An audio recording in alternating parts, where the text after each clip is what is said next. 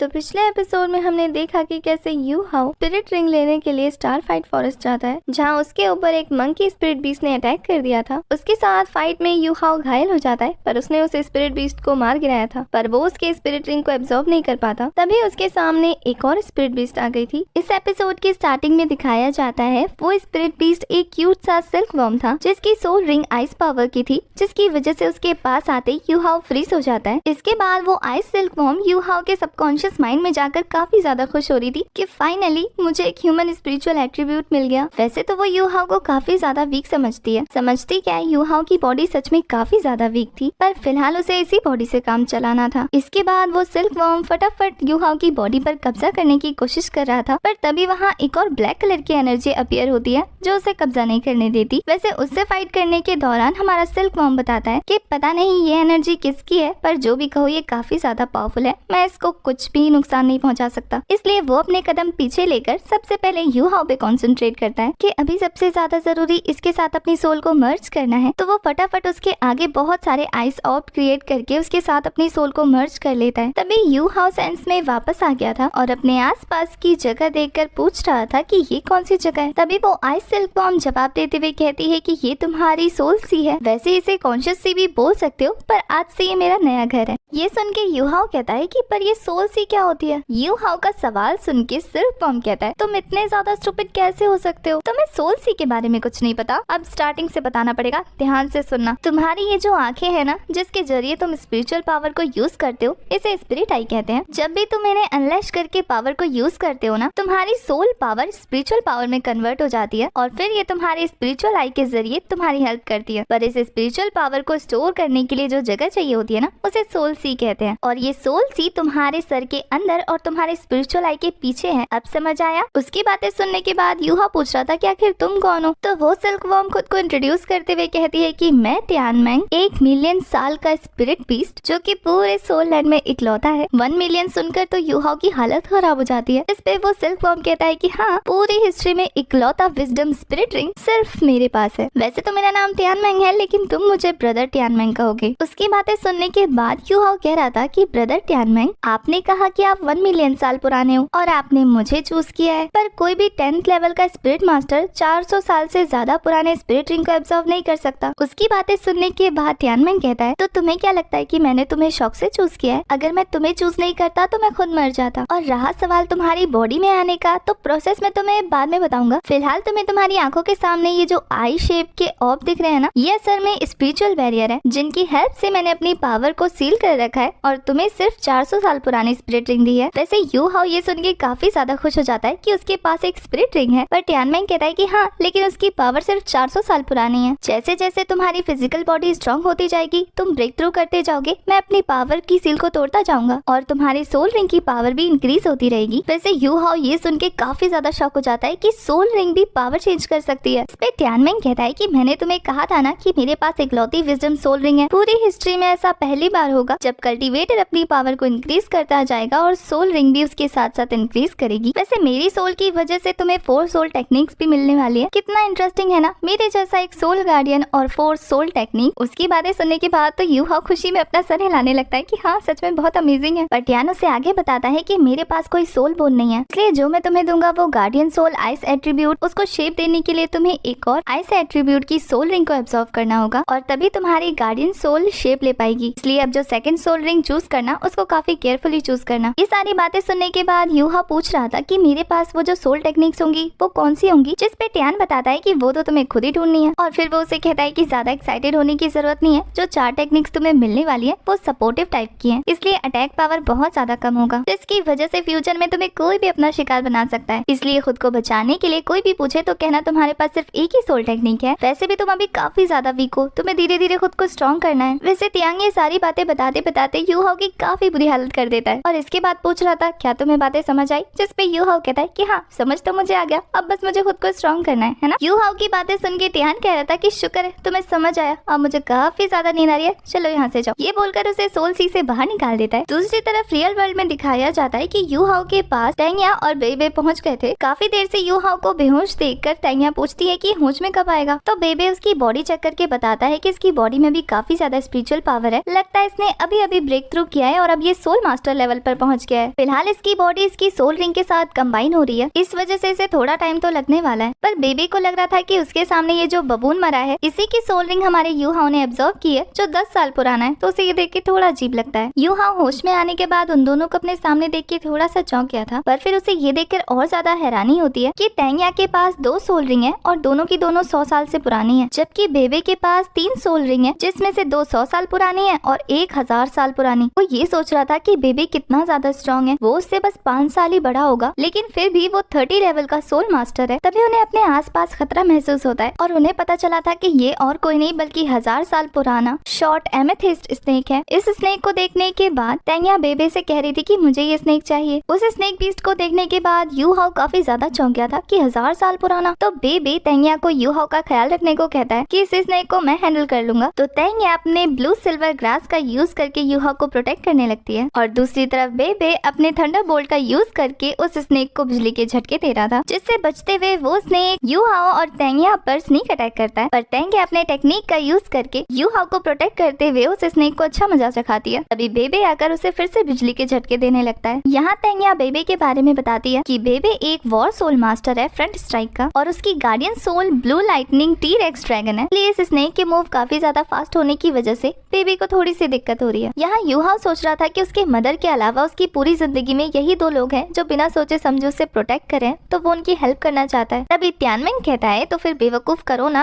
Spirit detection और spirit sharing करके तुम बेबी की हेल्प कर सकते हो। तो यू हाउ बेबी की हेल्प करने के लिए सोचता है कि मैं यूजलेस नहीं हूँ और फिर वो अपने first soul technique spirit detection का यूज करके शेयरिंग सोल टेक्निक के मेथड से बेबी और तैंया में भी अपनी सोल टेक्निक को ट्रांसफर कर देता है, जिसकी वजह से बेबी को भी अपने 30 मीटर की रेंज में सारी चीजें स्लो नजर आती है, जिसकी हेल्प से उसे उस स्नेक बीस्ट की वीकेस्ट पॉइंट नजर आ गई थी। दूसरी तरफ तैंया यू हाउ की सोल टेक्निक देखकर काफी ज्यादा चौंक गई थी। यहाँ अब वीक पॉइंट मिलने के बाद बेबी अपने सेकंड सोल टेक्निक का यूज करके उस स्नेक को एक जोरदार झटका देता है, जिसके बाद तैंया अपनी स्वॉर्ड लेकर उस पर एक लास्ट अटैक करती है ताकि उसकी स्पिरिट रिंग को ले सके और अब उस स्नेक को मारने के बाद उसकी स्पिरिट रिंग को ऑब्जर्व करने लगती है। यहाँ यू हाउ की हालत काफी ज्यादा खराब हो गई थी सोल टेक्निक यूज करने की वजह से, तो बेबी उसे थैंक यू बोलता है उसका साथ देने के लिए, वरना तो वो उस बीस्ट से अकेले नहीं लड़ पाता। यहाँ बेबी बताता है कि तैंया 30 लेवल के बोल्ट नेक पर पहुंचने वाली है, इसलिए उसे ब्रेक थ्रू करने के लिए एक स्पिरिट रिंग की जरूरत थी और ये 3rd सोल रिंग तो उसे काफी ज्यादा सूट करने वाली है। यू हाउ के पूछने पर कि तैंया की गार्डियन सोल कौन सी है, बेबी बताता है कि ब्लू सिल्वर ग्रास। ये सुनने के बाद यू हाउ कहता है कि सी गॉड तेंगशेंग जिन्होंने टेंसेट को ढूंढा था उनकी गार्डियन सोल भी ब्लू सिल्वर ग्रास थी ना। बेबी कहता है कि क्या तुम्हें तेंगशेंग के बारे में इतना पता है। यू हाउ कहता है कि सोल लैंड में ऐसा कौन है जिसको उनके बारे में नहीं पता। जब मैं छोटा था तो मेरी माँ ने मुझे बताया था कि 10,000 साल पहले तेंगशेंग 10 सेक्ट के फर्स्ट सेक्ट मास्टर थे और 7 शेक मॉन्स्टर के भी लीडर थे। उस वक्त उन्होंने वुहुन एम्पायर को खत्म कर दिया था, जिसकी वजह से पूरे सोल लैंड का पैटर्न ही चेंज हो गया था। इसके बाद उन्होंने ब्रेक थ्रू करके सोल लैंड मास्टर लेवल की बाउंड्रीज को क्रॉस किया और हाईएस्ट कल्टीवेशन करने वाले मॉडल गॉड बन गए। ये सारी बातें सुनने के बाद बेबी कहता है कि हाँ, तैंया के पास भी ब्लू सिल्वर ग्रास है, पर वो तेंगशेंग की तरह उतनी पावरफुल नहीं है, अभी उसे काफी मेहनत करनी होगी। पर तुम्हें ये जानकर हैरानी होने वाली है कि तैंया तेंग सेक्ट की करंट सेक्ट मास्टर है। उनकी बातों के दौरान यू हाउ काफी ज्यादा वीक होकर चक्कर खाने लगता है, तो बेबी अपनी पावर की हेल्प से उसे हील कर रहा था। दूसरी तरफ तैंया को कल्टीवेशन करते करते रात हो जाती है, पर वो काफी खुश थी। नेक्स्ट मॉर्निंग यू हाउ की आंख खुलने पर तैंया उसके सामने खड़ी थी। वो उसे देखकर फिर से डर जाता है, जिसपे वो कह रही थी कि मैं तुम्हें इतनी डरावनी दिखती हूँ क्या, जब भी देखते हो डर जाते हो। चलो इस बात को छोड़कर मुझे तुमसे कुछ पूछना है कि मैं तेंग सेक्ट की सेक्ट मास्टर होने के नाते तुम्हें अपने सेक्ट में ज्वाइन करवाना चाहती हूँ, तो क्या तुम तैयार हो। यू हाउ को शौक होता हुआ देखकर तैंया आगे बताती है कि तेंग सेक्ट पहले सोल लैंड का नंबर 1 सेक्ट हुआ करता था और हमारे सेक्ट की सीक्रेट टेक्निक सीखने के लिए तुम काफी ज्यादा सूटेबल हो।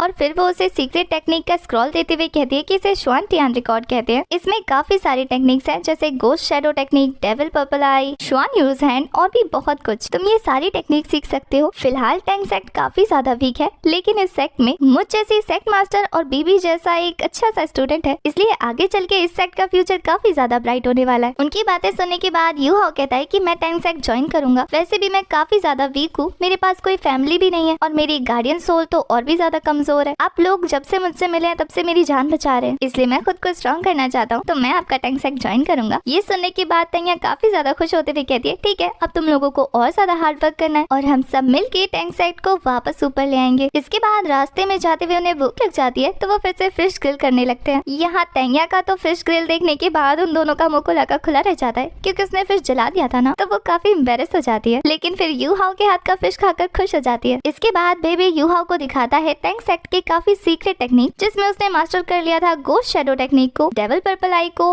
100 ऑफ डार्क वेपन्स को, ड्रैगन कैचर क्लो को। ये सारे टेक्निक्स इतने ज्यादा औसम थे कि यू हाउ तो काफी ज्यादा सरप्राइज हो जाता है। यू हाउ की बॉडी वीक होने की वजह से बेबी उसे शुरू से सिखाता है। यू हाउ काफी मन लगाकर सीख रहा था। रास्ते में हमें ये भी पता लगता है कि बेबी के दिल में टेंगिया के लिए थोड़ा सा सॉफ्ट कॉर्नर है। यहाँ बेबी यू हाउ के मेरिडियंस को भी कनेक्ट करने में हेल्प कर रहा था, जहाँ उसे पता लगता है कि यू हाउ के मेरिडियंस काफी ज्यादा थिन होने के साथ साथ एक दूसरे से इंटरकनेक्टेड हैं और उसकी फिजिकल बॉडी भी काफी ज्यादा वीक है, इसलिए उसे उनके लेवल तक पहुँचने के लिए बहुत ज्यादा मेहनत करनी पड़ेगी। पर बेबी उसका साथ नहीं छोड़ने वाला। इसके बाद वो लोग टेढ़े मेढ़े रास्तों को पार करते हुए श्रेक एकेडमी पहुँच जाते हैं, जो वहाँ के वर्ल्ड की नंबर 1 एकेडमी थी और वो देखने में भी बहुत ज्यादा खूबसूरत था, जिसे देखने के बाद यू हाउ सोच रहा था कि क्या ये वही जगह है जहाँ पर रियल मास्टर का जन्म होता है। अब वो भी नंबर 1 सोल मास्टर बन के दिखाएगा। इसी के साथ हमारा ये वाला एपिसोड हो जाता है खत्म। आपको एक्सप्लेनेशन कैसी लगी कमेंट करके जरूर बताएं। तब तक के लिए bye bye, tata, take care.